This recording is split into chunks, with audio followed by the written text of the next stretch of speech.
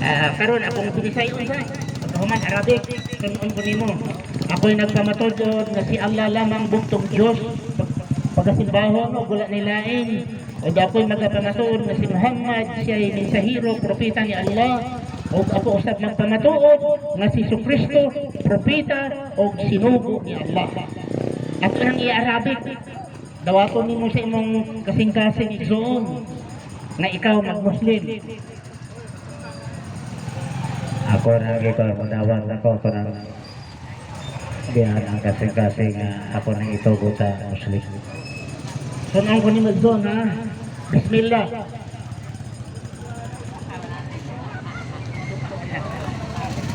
Oh, bismillah na. Ashhadu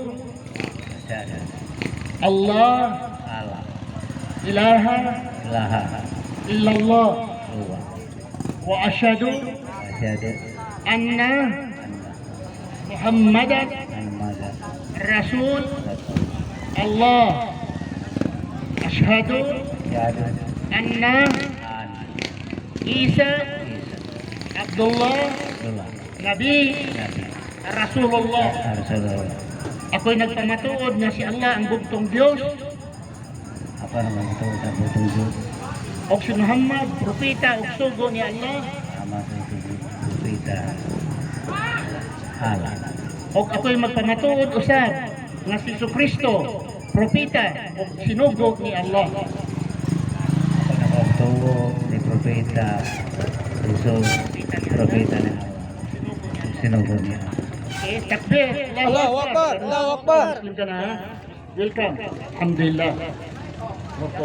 O niya igsuon sa Islam, ikining tanang mga igsuon ni mga igsuon, tanang mga Muslim diri igsuon, bata tigulang, pangit o gwapo, imong mga igsuon. Imong mga igsuon. Puro problema og dato, imo nang igsuon. So kung na kay problema, isulti sa mga Muslim. Maunay mo ang Pangulo sa ili doon. Daghana kay na siya napatay, pero manok man sa ihaw mo. Pero tao wala to dito.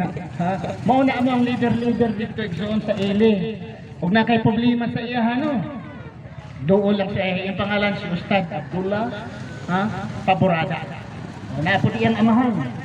Oh, mo ni dating kuan sa una, mo ni dating ministro sa Christian Foundation. Okay, ako na yung pasultan. Ha? O diya, kini. Dere, Ibrahim. Ha? Kaila. Ang wala mga kailan ni no. Ako ning hangyoon magpaila-ila ni siya.